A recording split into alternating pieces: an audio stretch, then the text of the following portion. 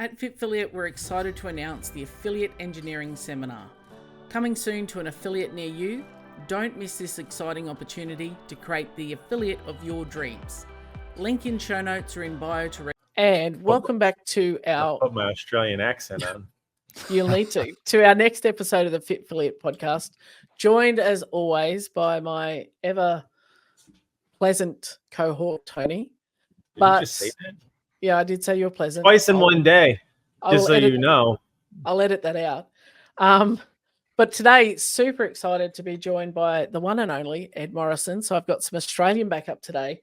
He's the Pacific Regional Director for HQ, owner of CrossFit Charge in Melbourne, a little chillier than where I am, seminar staff, long-term seminar staff, and probably has the best voice in CrossFit. I'm just going to put it out there. After many years of hearing Ed MC at regionals and various events, it's, when Ed's on the floor. So welcome, Ed.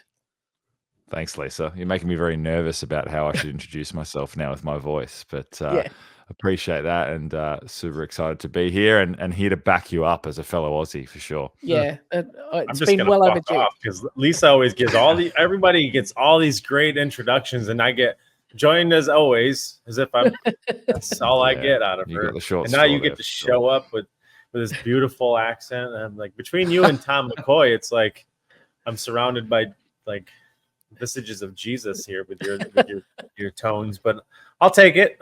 My scratchy Northeast American accent. I'll just be on here ruining the tapes. It's fine. It's novel to me, Tony, so I'm enjoying it.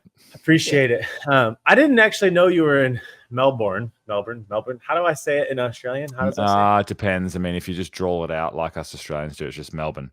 Melbourne. My sister lived there for a while. And one of my bigger regrets during seminar travels is that she was there for 2 years and I never went to go see her, because that's a long ways to get to for me. So it's like the one country I've actually never been to is that I should have gone to is Australia. And I've given you reason. Long flight. It is a long flight, especially for a weekend seminar where you have to work the whole time and then be like, and I'll just fuck off back to America now. Yeah, absolutely.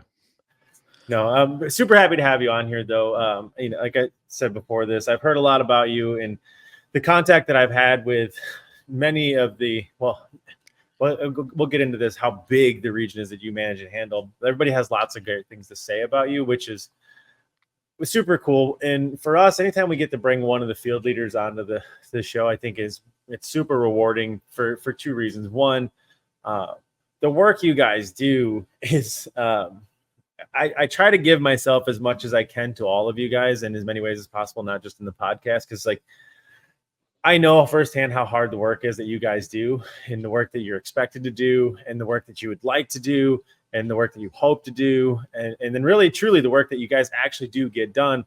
I think it's no shortage of tasks. So both shedding the light on that and then giving you guys an outlet to share what it's a little bit like to be in that position, because I think for a lot of the affiliate owners, they have a lot of great things to say about you, particularly, and most of their field leaders. But there's also, like most things, I don't think that there's really truly an appreciation for the challenges that you guys face, right? They just expect kind of like, what are you going to get me? What's the new thing? How are you going to help me? How are you going to help me? How are you going to help me? But like a lot of that falls squarely on the shoulders of you guys. And you're not a large army of people who manage this worldwide.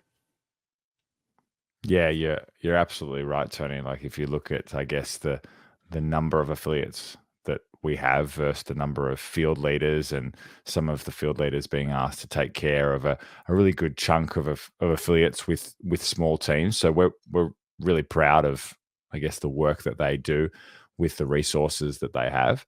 And ultimately it really speaks to the fact that we have to mobilize the affiliates to be part of that team as well. Like we work with the affiliates, and the best thing affiliate owners can do, as well as coming to us for resources, is go to each other and learn from each other, and then go to people like yourself and Lisa and understand that there are many resources from them mostly myself. Don't go to Lisa.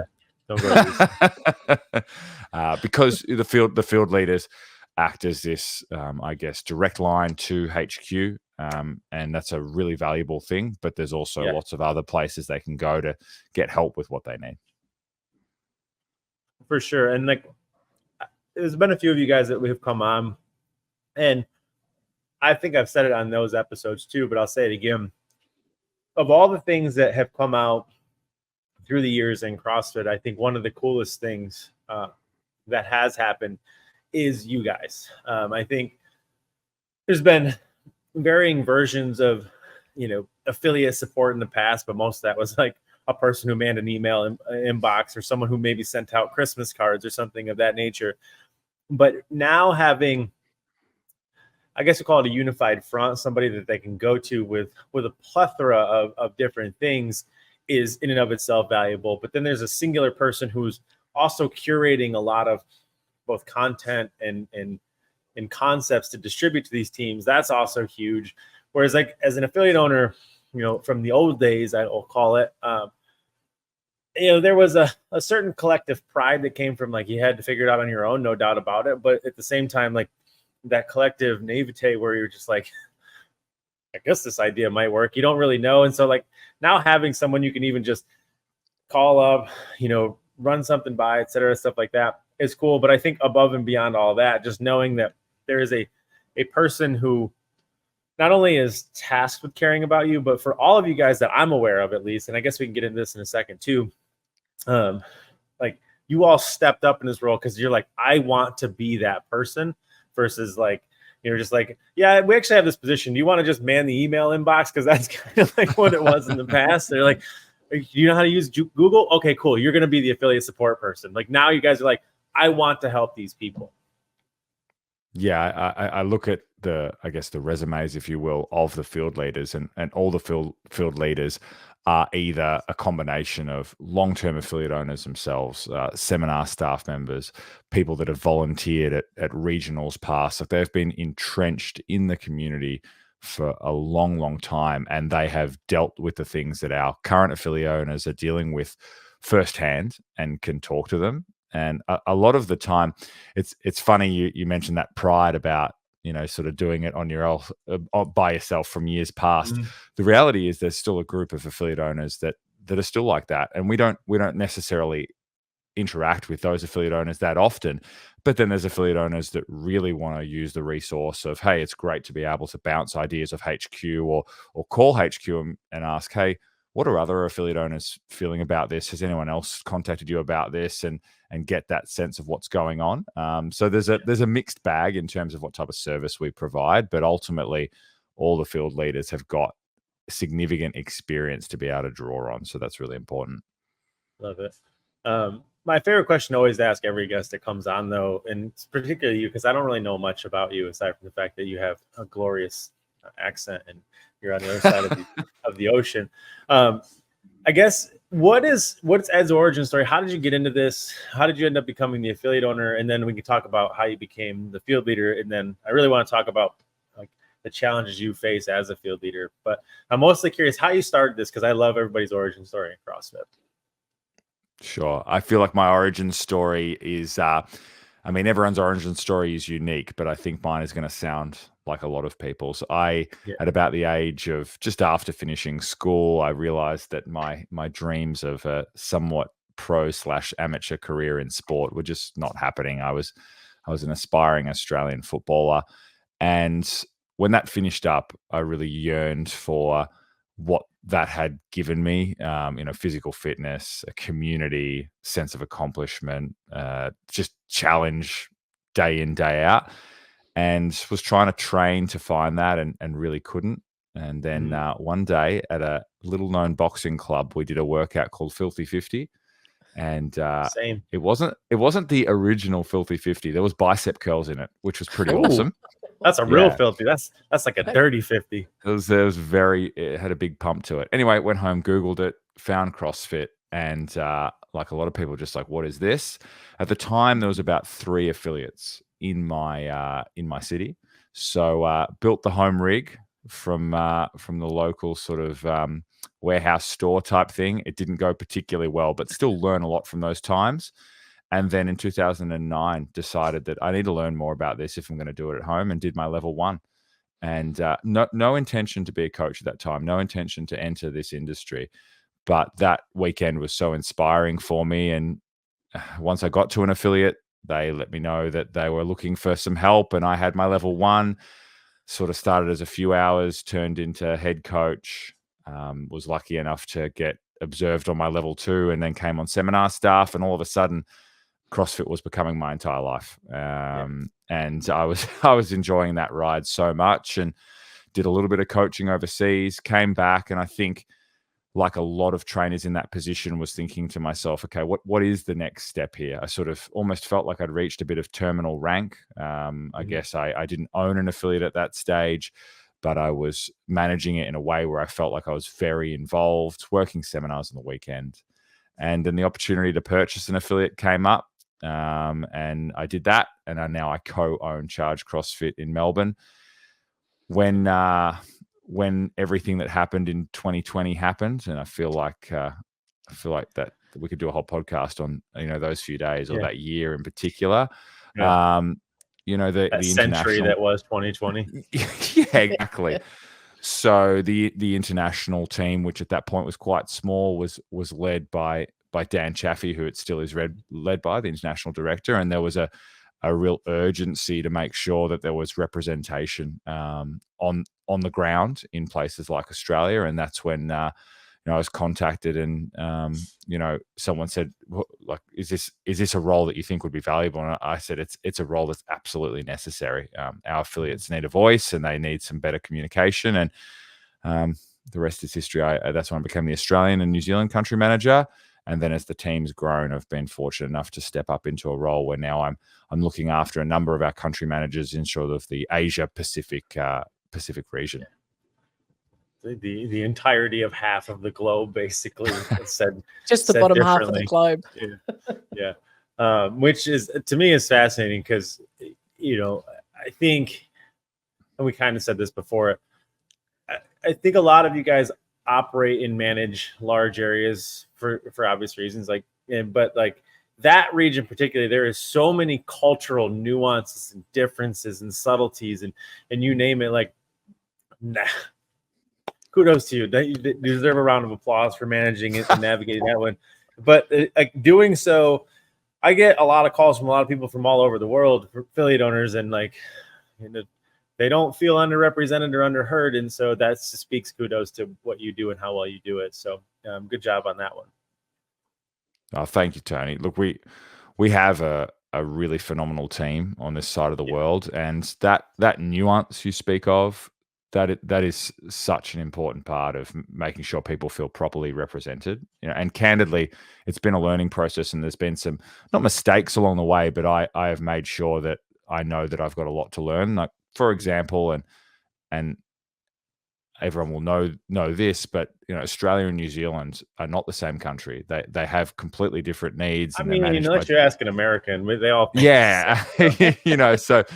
And I was hypersensitive early on that I was representing a country that I hadn't had a lot of experience with. I'd obviously taught seminars in New Zealand and things like that. So over time, it was really important to me to get representation there from somebody local, and that's what we've now done. So the team has evolved, and it's evolved because of those nuances that you speak of. Yeah.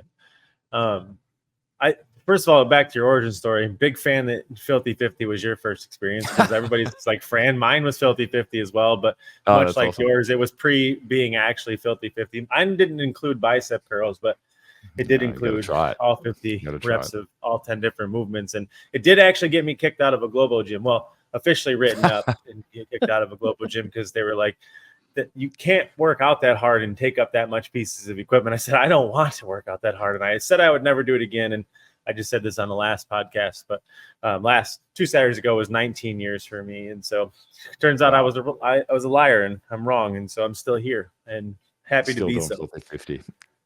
I do appreciate, though, everybody's origin story when it includes when you were so OG that part of your CrossFit journey is structural engineer. That is something that I do particularly love, when you're like, because people don't get it. It is so easy to be a CrossFitter today compared to what it was like, decades ago. And we joke about it, but until you've had to build your own equipment, I'm suspect of whether or not I'm calling you an actual CrossFitter, but I'm just kidding. I still give you guys credit because you're just fitter than me. So I'm a crotchety old man who's still mad that I had to build my own medicine balls. Building your own medicine ball. Wow, you went a step further than me. I did this at at my parents' house. And I remember when they went to sell, the family home, on the side of the house, there's this. Do you remember the stud bar that you just Yeah. drilled into the wall? Yeah, Yeah. and people are sort of inspecting the house, like, what is this? It's like, oh, this is a clothesline gone wrong. Yeah. This is my pull-up bar from 10 years ago type thing. I love it. Oh, that's so funny. It's that's some OG stuff there. So happy you're on this side of the old people's team, although you look like you're 17 years old. So you don't share the same gray beard as I do. But I do think it's interesting to talk about, obviously Australia, New Zealand, there's that dichotomy there, but like, what are how do you, we'll talk about the nuancing because I want to come back to that, but how do you guys, I mean, I know you have independent, representatives in each one of the countries, but collectively is like, for someone like yourself who really quite literally is Middle East, Asia, Australia, all of the above, like, how do you step back and then curate that conversation into something that is, what's the word? Effective and efficient conveyance back to like HQ to get something back in return? Because like the things that they're all facing is so wild. And I'm so curious how, like, does that pass through you, or do you guys all get together? Like, what does that look like, if that makes sense? No, it makes a lot of sense. And there's a lot of moving pieces to that. It's obviously our biggest challenge is making sure that we take all these voices from different countries, different cultures that are having different challenges, and feel like we're listening to all of them, which we certainly are, and then servicing all of them. First of all, we have to have really good lines of comms and really good systems to make sure that we can get that back and forth between HQ and our affiliates. So our international team is meeting weekly as a team, and then I have individual calls with each of the country managers daily to make sure that we're on top of what's happening in our community. And naturally there's a lot of different things happening in all these different communities. And I suppose the parallel that I try to draw is like an affiliate owner managing all the different clients that they have in their affiliate. There might be 200 or 150 clients in an affiliate, all with different stories that you all have to somehow solve and make sure you're servicing. And ultimately it comes back to doing the basics, irrespective of the challenges that affiliates are facing.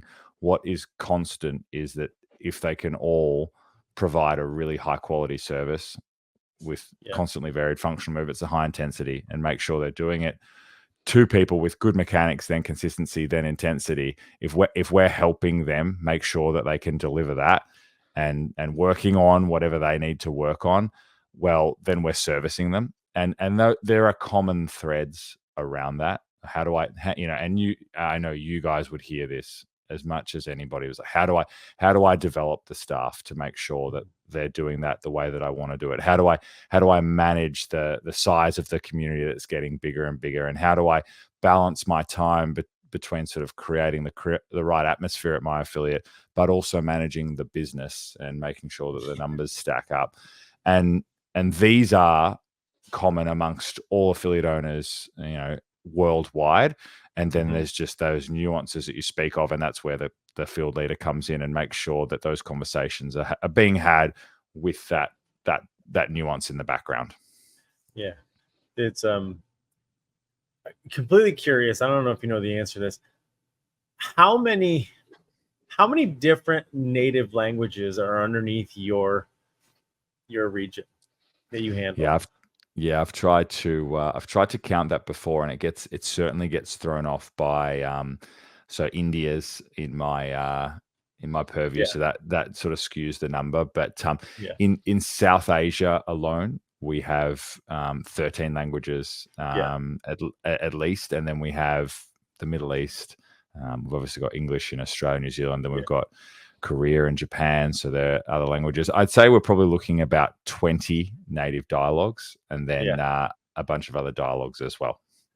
It's Australia alone's got 17 different languages between. That's right. I was about to say Australians are different dialogue as well. Yeah.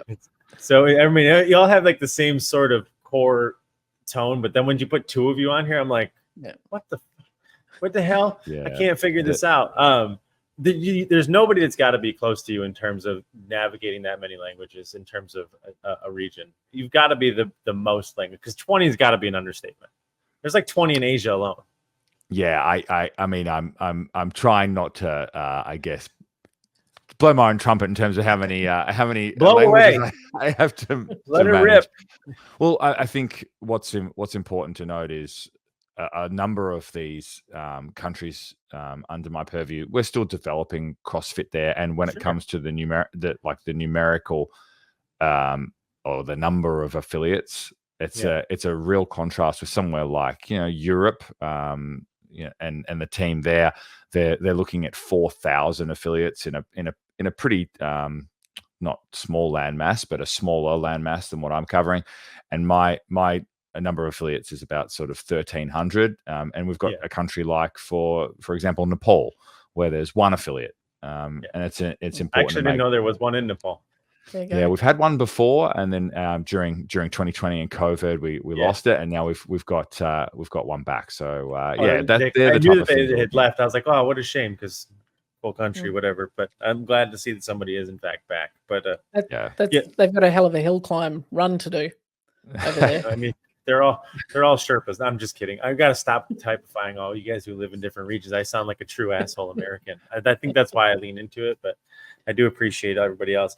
So the thing that I think I like the most about, or what interests me the most, why I keep bringing up the expanse of the area, the real estate of Earth that you follow, is that not only is it a large region, but it represents a kind of a different relationship with CrossFit than the rest of the world has. And you kind of just said it, right? Like, I've been lucky enough that I've traveled the world teaching seminars. And what is cool about that is that no matter where you get to, language barriers aside, the room seems to be full of the same type of people. And I know it's the same to be true about affiliate owners, right? Like the same sort of, archetype ends up becoming an affiliate owner, or at least, there's some degree of relational statement there. But what's cool, or what's interesting to me about your area, is that it kind of reminds me, I don't want to say it's like, 10 or 15 year ago CrossFit, because it's very much a developing area, but it's not so much that it's an older version of CrossFit. It's almost a completely different, a completely different experience with CrossFit than a lot of the rest of the world has. And I don't know if I'm doing that any justice, but as somebody who has, encountered India, in the Middle East, in parts of Asia and stuff like that, like their interaction with what we know to be true about CrossFit is both similar and wildly different for many different reasons. And that part is so intriguing to me as somebody who is responsible or helpful to that part of the world. Yeah, you've touched on something we talk about all the time, is I suppose the timeline of the various territories and what stage that they're in. So let's use, the States is the most mature CrossFit market. It's been around for the longest, and it's seen several different phases in terms of growth, and then plateauing, and then, perhaps secondary growth and evolution. And we often compare, okay, where is this country in relation to that journey? So under my purview, Australia is the most mature market. It's had the biggest footprint for the longest period of time.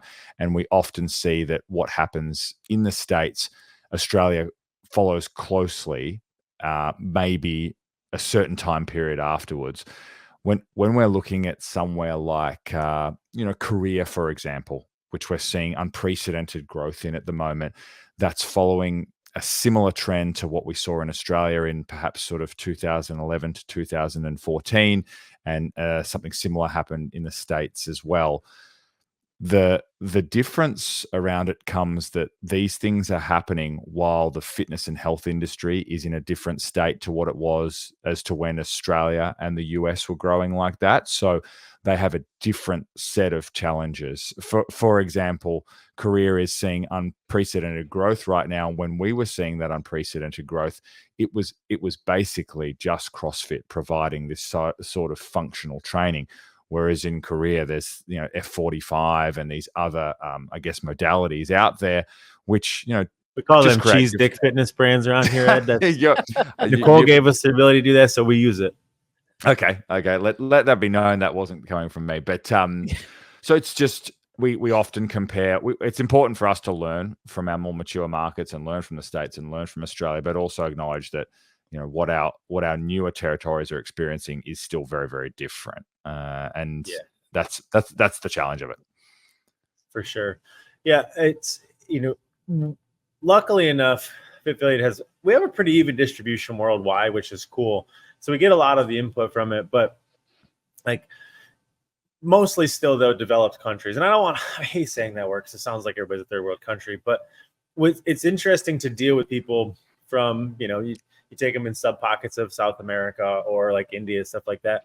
Like the rest of the affiliate owners that we come in contact with, they're rallying around the frustration that is, big pharma and all these sort of things that are like these identifiable, unified enemy of distraction. Whereas like these people are just like, there's not even barely water, right? Like there's all these things. And yet, despite all of the just unknowable things that they have to encounter compared to what so many other people have to encounter, CrossFit is still salient, still effective, still valuable, still successful in terms of a business model, and it still is working.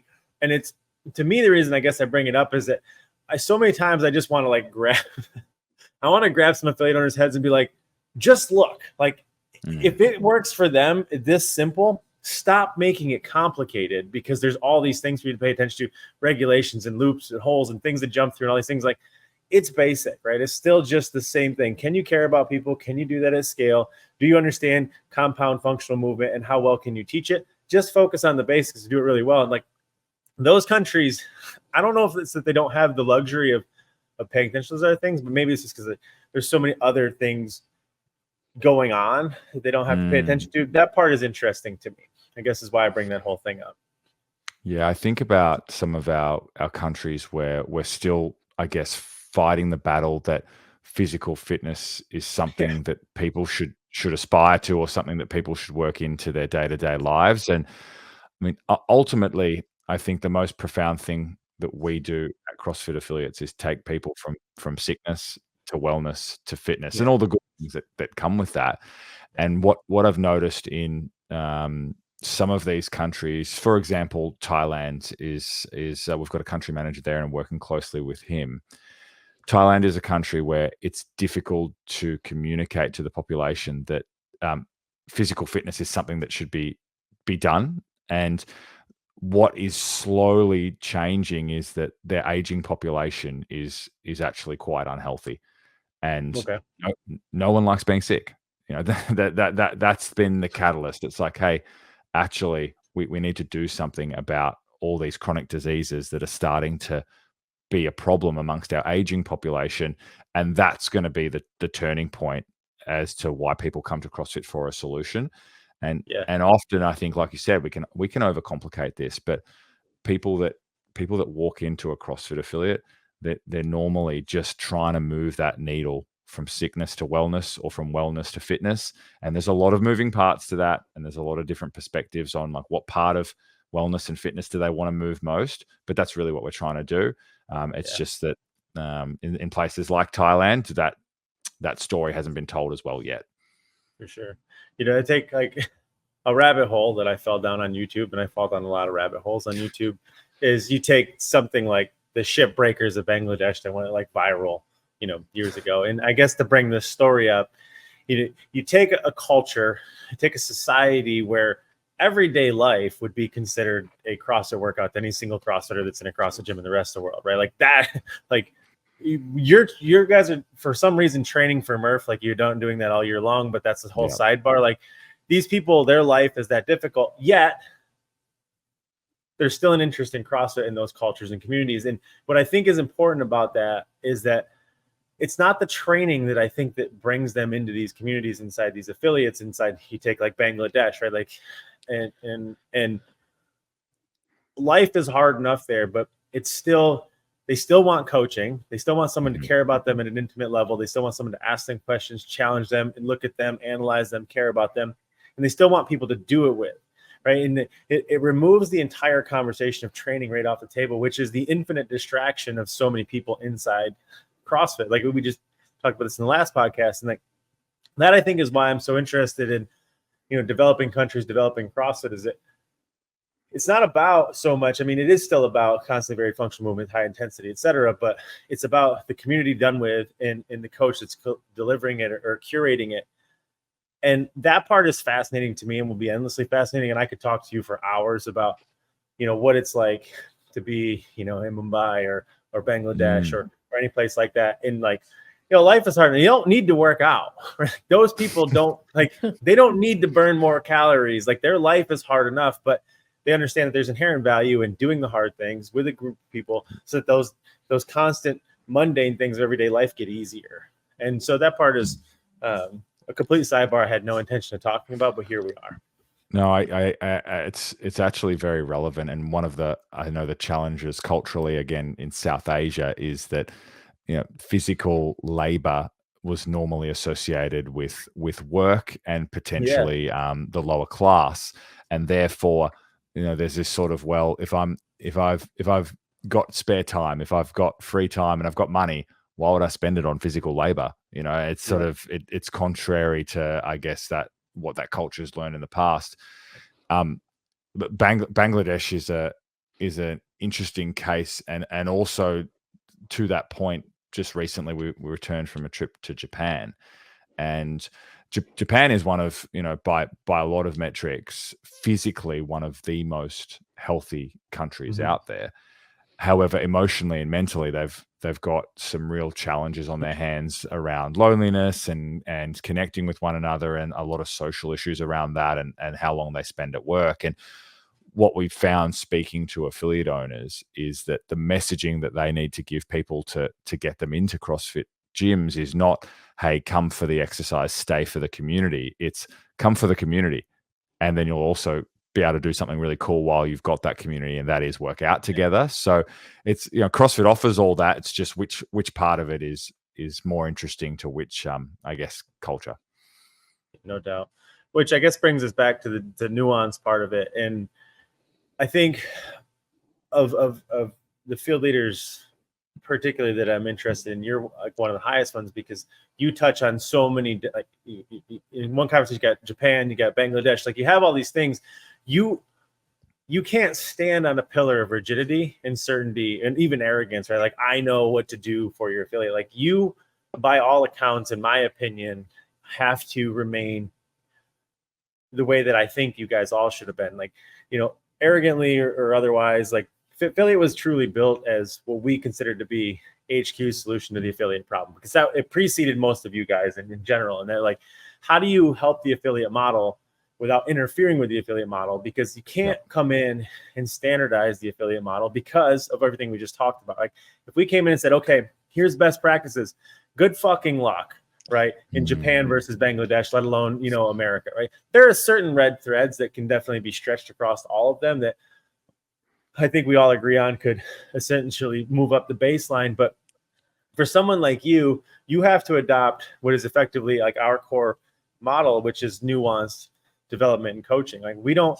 ever pretend to know, nor would I even want to pretend to know what I think is the best way to run your affiliate, because that's the magic of really how CrossFit has infiltrated these. Like there's a reason why there's no cheese dick brands in countries like, India. I mean, there might be somewhere in India now, but like India, Bangladesh, because like they don't have the breadth and the depth, nor the relatability or the flexibility and freedom to kind of infiltrate these areas where, HQ can, because, or CrossFit can, or affiliates can, because you can make this thing anything you want. You can call yourself a CrossFit affiliate and just do paint by numbers all day. Like nobody's really going to tell you that don't work as long as you pay your affiliate fee. And, you think that people are in fact getting fitter by painting, right? Like, but the point is that, you can run this anyway, but you of all people have to stretch so many different parts of it. Like you have to remain the most flexible, when I think in your position, it can get really easy to be like, hey, this is what so-and-so is doing over here. This is what works for these guys. Just try this. It will work, right? Because that's the risk even for us, is that, to remain effectively perpetually curious and to remain in that beginner's mindset as we talk to affiliate owners after 5 years of doing this and thousands of hours. It'd be so easy for us to be like, here, just do this, download this, watch this. It worked for them. And when it doesn't work for you, Ed, sorry, you're the idiot because it worked for everybody else. But like we were built on the antithesis of that. But you, of all the field leaders, you don't have a shot in the world at trying to be the other side of it. Like, you have to remain nuanced. Your job would be so miserably impossible without it. There's you hit the nail on the head. There's absolutely no doubt that I can pretend that, like, hey, I completely understand what it's like for you to run an affiliate, in Cambodia. Like, there's just no way that we can fully understand that. And candidly, I mean, from my affiliate, I've got an affiliate 800 meters down the road, another one.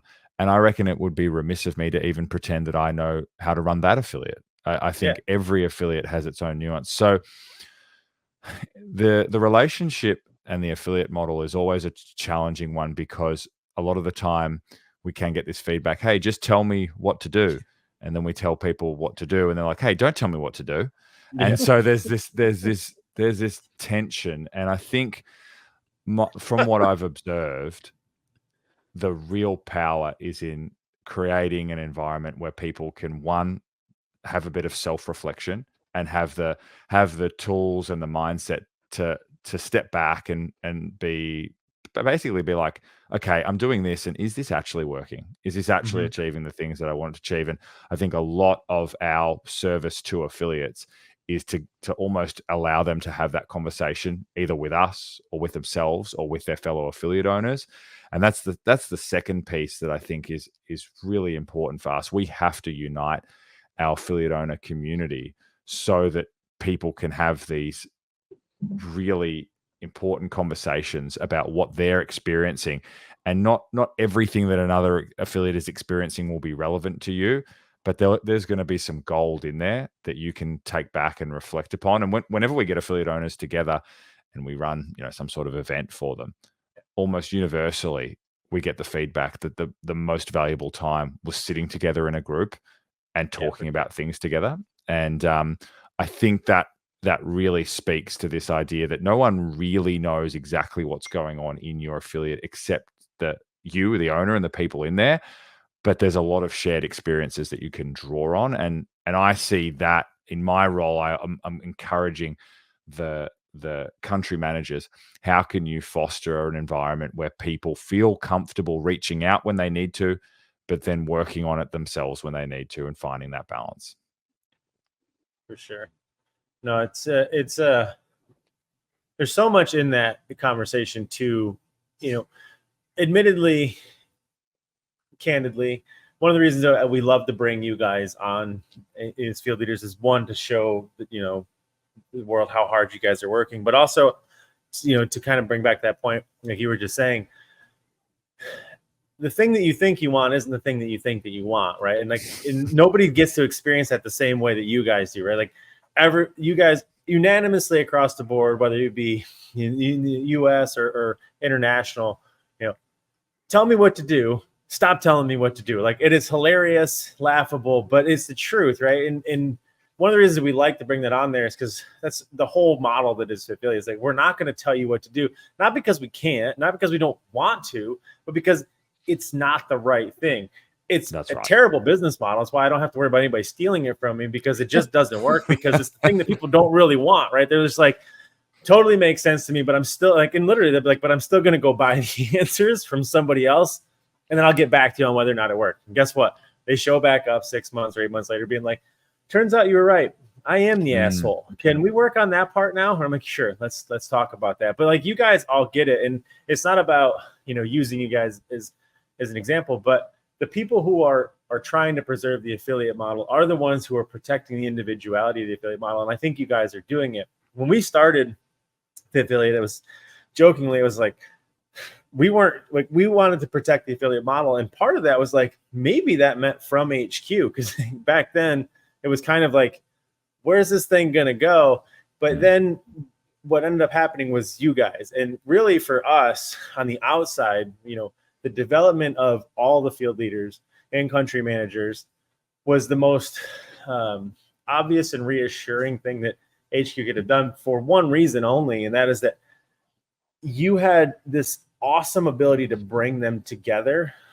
And nobody else had ever done that. Like, as somebody who owned an affiliate for over a decade, like, there's nothing that felt more lonely than sitting at that desk being surrounded by hundreds of people all of them thinking, of course, you've got your shit figured out. And the whole time you're like, if any of them find out how crazy this thing actually is, they would think that I'm nuts. Right. And so when you get in those rooms, but those rooms didn't exist. I mean, every once in a while, Greg would put together, something, a Whistler, or else it would be in like Big Sky. And you'd be like, let me drop everything.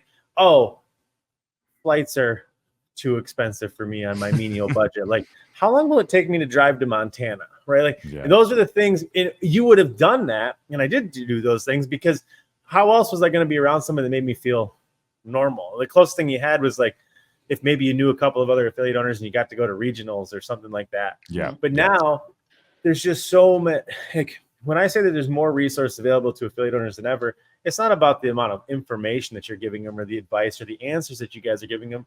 But I do think, like, with the stuff that's coming down the line and what is out there that you guys are collectively curating, I think is good, because it's like, hey, for us at least, it's like, just go to HQ, because like if the source is curating and saying, hey, this is the baseline amount of information, at least if you start there, then you can focus on the thing that we know to be important, which is like, somebody's got to pay attention to how you're interacting in emotionally engaging with the information that you're getting. And then affiliate will step into that conversation being like, Ed, why is this answer a problem for you? And how do we fix that? And how do we drop that? But so we're happy with that part of it. But if nothing else, even if nothing else came out, you guys, your ability to put together these engagements or these rooms of people it's worth its weight in gold. I mean, that in and of itself, like, affiliate owners want to be like, what do I get in exchange for my raised affiliate fee? A party, like lots of them. Like, I mean, that itself, I would have killed for. Well, it just didn't exist. I think too, in days gone by, when affiliate owners would get together, there was always like this, no one wanted to look like they were failing, and everyone would sit around and it was like, oh, how many members do you have? And no one wanted to have, the least in the room. And it was all very about protecting, yourself. And I think what the field leaders have done through summits and like the gatherings, and particularly over here, Ed, because like, for a long time, we sort of felt like everything was happening in the States, nothing in Australia. Sure.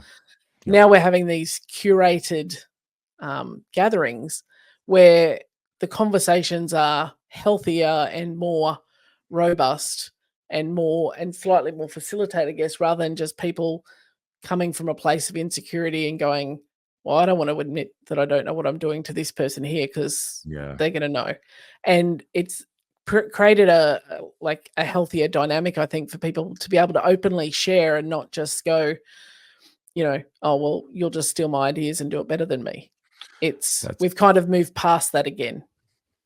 We certainly have. And I mean, so much of what you guys said is gold right there. I guess where I want to start with, Tony, what you were saying about our interaction with affiliates. There's no doubt when I started in CrossFit, it just felt like the interaction happened very organically. It felt like there was an event every 2 weeks, and the 17 box owners in the state all turned up to that event because we all had people competing there, and you would chat with them and you would get to interact. And truth be told, we grew at such an unprecedented and unpredictable level so quickly that all of a sudden those opportunities started to disappear, or we couldn't connect as frequently. And as Lisa's mentioning, it was really important that we started standing up some events that were more specific to letting that happen. One thing that I'm just immensely proud of amongst, and I guess being from Australia, I get to see it firsthand more often in Australia, but I think our affiliate owners now are incredibly good at being vulnerable in those spaces. And actually, I've been in some of these events where, at the end of the event, I see somebody who I feel like I didn't see talk all day.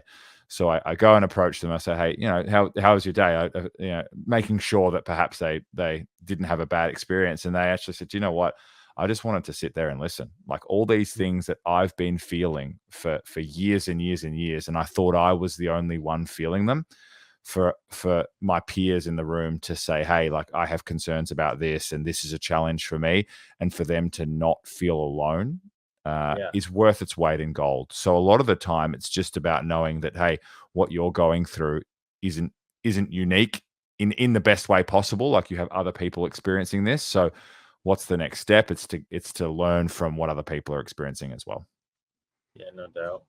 Yeah, I mean, it would be easy for me to come on and try to replicate a naysayer and be like, what are you doing? How are you guys screwing it up? What's going wrong in it? But, that's not the case with what's happening from the field leader side of things. Like, you could take everything else, that any other opinion you have about HQ and what they're doing and what they're focused on and how they're going to do this, that, or the next thing.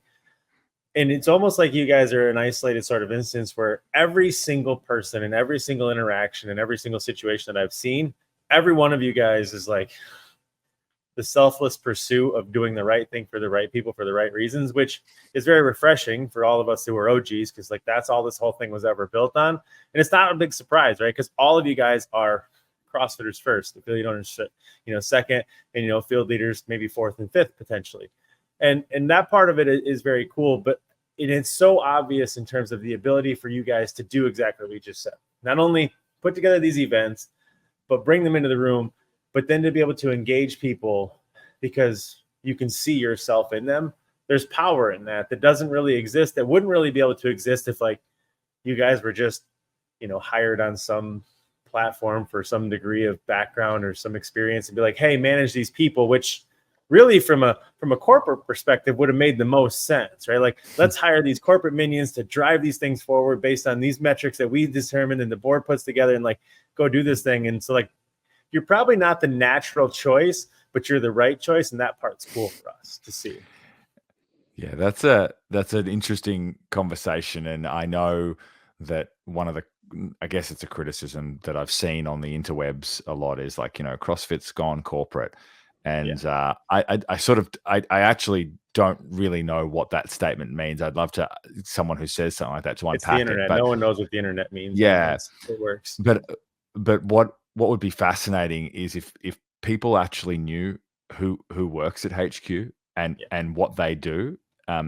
Even like I'm in the blessed position where we get to externally interact with affiliate owners. So affiliate owners know that, hey, Ed's also an affiliate owner. Ed's also been on Seminar Staff, but also the person in affiliate support that's answering your emails that, oh God, I'm just getting an email from so-and-so. It's like that they've owned an affiliate for 12 years as well. Yeah. That's not the case for everyone at HQ, but the amount and everyone who's working at HQ is required to have their level 1. Like, so we've got people that are fully bought into the culture. Yeah. That's unique. And I think sometimes is a little bit lost on people. Yeah. I mean, listen, the beauty of what we do is that we remain close to, but not involved in. And so I can say whatever we want. And like the elephant in the room is, of course, that we all I get the sense of that. There is a board, and the board's only care in the world is to make money, and they're going to pick their appointments and choose their direction, and so be it. But what I think is interesting about that is, despite their best efforts, because I'm not going to say interest, but their best efforts, the people who I know who are some of my best friends still have positions in HQ, and it's not like a civil war, but there's definitely like that seems like a great idea, but you can fuck off with it. They won't say that, but like, I know that all of you guys still fight for the core and the originality of this thing. And I'm not going to put anybody on the spot and get you in trouble for saying it, but like that part of it, I think is, to your point, one of the better parts of it. Cause you all have your origin stories. You all have your experiences, your emotions, and your feelings towards CrossFit and your loyalty to it. And regardless of, how it's owned or who owns it or what this, that, or the other thing, like all we know, all of us, is what it did for us. And that's the thing worth fighting for. And that's the novel, unique thing that exists inside CrossFit. It doesn't exist in all these other upstart brands that are essentially, I'm not going to call them knockoffs of CrossFit, but we'll call them evolutions of it, and why they don't end up getting the same reach that HQ will always have and CrossFit will always have. And that's just because of the brand has never, in my opinion, been in a better position, and not only is the brand identifiably in the best position it's ever been, for all the reasons that we know it to be true, because the people who are fighting for it, but the people who are defending it, protecting it, you guys, you're the first of your kind, and you're the best people to protect that brand. Because like, that's really what it comes down to be the field leader, is like to remind people like of how they play a role in the ecosystem, what it means to be a part of something bigger than themselves, how lonely you don't have to be if you just engage the community that's around you, and really how much support's out there for you. And especially if you remember, if nothing else, at the end of the day, what you're doing really works and changes lives. Because like, if it was just about running classes and creating workouts and getting people to pay you more money, it would be a very lonely thing. And I think you guys do a really good job of bringing people back to the thing that it's easy to forget about. Because as owning an affiliate goes, there's so many distractions. It's so easy to forget your why. And I think you guys at the core and HQ as a brand now is doing a good job of reminding people of the why behind CrossFit for the first time in a long time. Yeah, and a lot of it's amazing how many affiliate owners, myself included, for a long time, you love CrossFit and you sort of fall into it so quickly. But when someone asks you, hey, like, why are you doing this? Like, what is the reason that you get up every morning to do this? Like, do you know what? I actually haven't thought about this. Like, I like CrossFit. It's like, no, that's not the answer. Like, there's something deeper there, and taking the time to explore that is really, really important.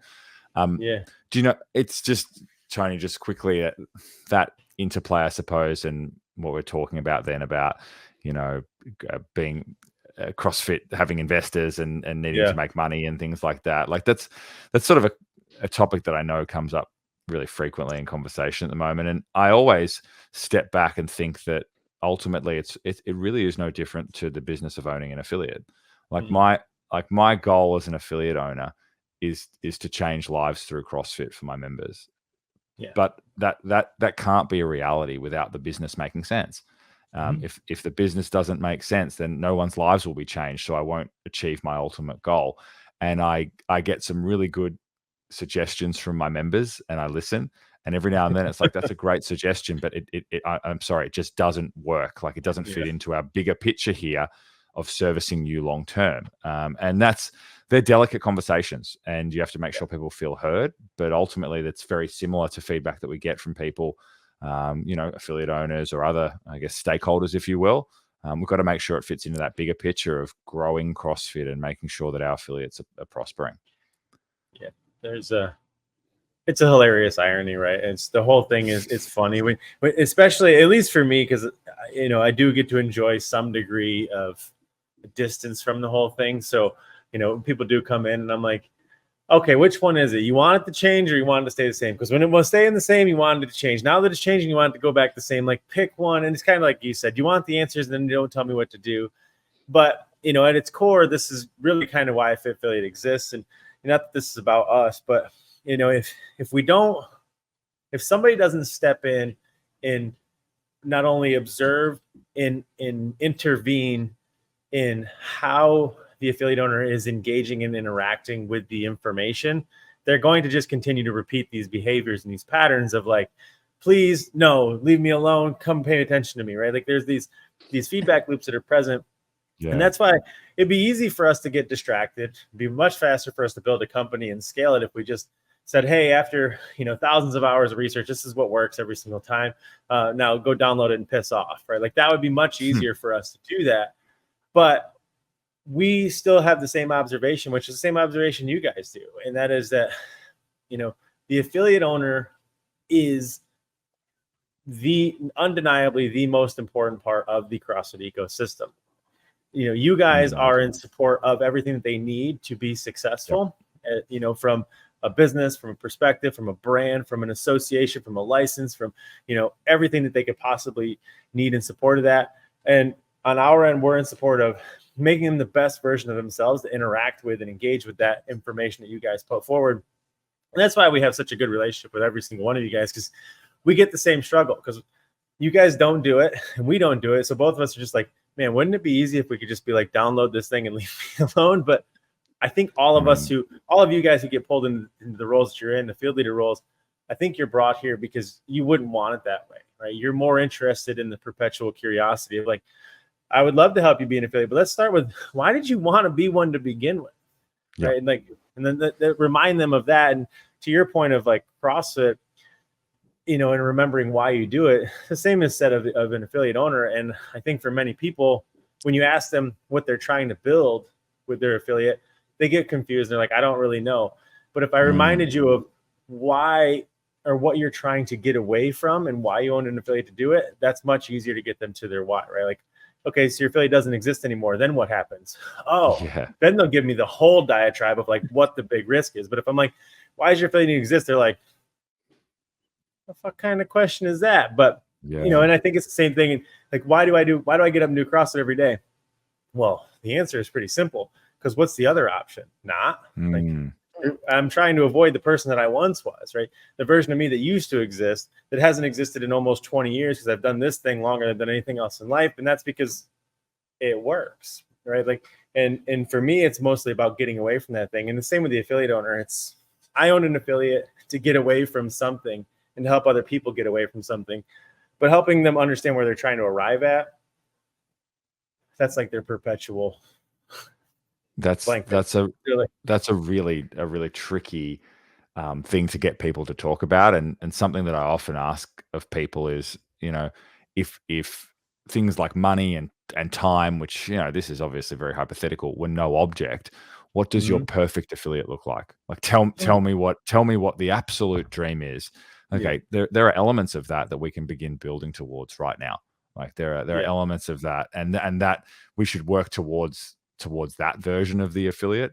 And that often creates just small actions, which helps them make change. But I really like that concept of thinking about what would you do without the affiliate? And it's like, oh, well, you know, they're the type of conversations that we want our affiliate owners having, just reflecting on, okay, where am I at right now? What do I want to push away from? What do I want to push closer towards? And I know we've talked about this a little bit already, but that's why we're so keen to make sure that they're interacting with each other. They're interacting with, you know, Fit Affiliate, they're interacting with HQ to have those conversations and work on themselves via bouncing ideas off people. Yeah, I mean, you know, human nature, we're all motivated more to get out of hell than we are to get into heaven. And so when you start asking people what heaven looks like, they're just like, I assume it doesn't look like today, right? Like, you know, and so, and helping them understand that. And it's same thing, like, we love the magic wand question, helping them pick, you know, curate that idea of what the future looks like, because that's cornerstone to how we do what we do. It's like, I have to remind you, Ed, you said you wanted to get to this point. Like, how on earth does doing what you're doing today make any sense? And you're like, I don't know, but the emails keep coming. And I'm like, disregard, they don't matter. And they're like, what? But if you get them to understand, they're like, hey, if these things don't, okay, maybe you don't care about money, maybe you don't like sales, maybe you don't like these things, but if your affiliate doesn't exist because you can't pay the bills, then what happens? They're like, okay, I like money a little bit more than I was saying. You know, and they get to that point. But at the core of this conversation, what I think is cool about you guys and what I think is cool about the affiliate owners is the collective individuality of all of them. And I applaud all you guys for fighting as hard as you do to protect that individuality, because it would be so easy to just be like, you know what we should do? Let's just whitewash them. Make them all the same, pre-screen them all, make sure they got $500,000 in liquidity coming in, they got a 700+ credit score, and they have, you know, some degree of business background. You can be an affiliate owner, right? Like, that would be the easiest, but then you'd be a franchise, right? And then we wouldn't ever get to 30 million by 2030, because we need 100,000 affiliates, no matter how mad that makes affiliate owners, but like, it's the truth. And so we don't need less access, we need way more. And that only happens through individuality. I think at the core of CrossFit, something that always appealed to me is we do what works. And whether or not that's something we've been doing previously or something new that somebody's shown us, and we're like, that seems kind of cool, I better start doing that. That's at the heart of CrossFit as a program. You know, what increases your fitness. And I think the reason we don't do some of the things that you just talked about is that we know ultimately it would not work. It would not produce the best version of CrossFit, and it would not allow us to share CrossFit with as many people as we want to share it with. So that's why we don't do those things. Yeah, absolutely.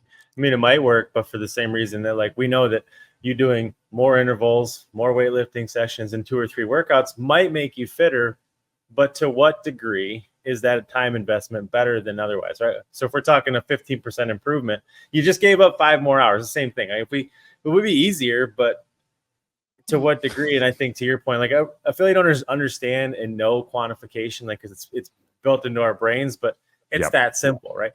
Is what you're doing working towards your goal, regardless of that goal? If yes, repeat. If not, or if keeping you the same, eliminate, right? Like it's Yeah. that simple. And business is the same way, and they don't get that part in the business part. And that's my favorite reminder for them is like the only thing that is worth replicating or repeating is anything that moves you forward. If it keeps you the same or moves you backwards, subtract. I mean, that's a I simple think equation. that it's so simple, but I personally know I've found it as an affiliate owner before. It's just very confronting. You know, it's like, so I've got data here that shows that this thing that you've been doing isn't working. So maybe we should stop it. It's like, oh, but I like doing that. And I've done it for 8 years and I want to keep doing it. Yeah. So, I mean, I've been on that journey myself a lot and I'm still on it. And you just got to be ready for those, I guess, confronting moments. That's the same in fitness too, right? Like how many of us are like, 100%. I know this weightlifting is not actually helping my fitness, but I like it. So I'm going to keep snatching. And I know that there's probably a law of diminishing returns, but I'm going to keep doing the same is true in business. 100%.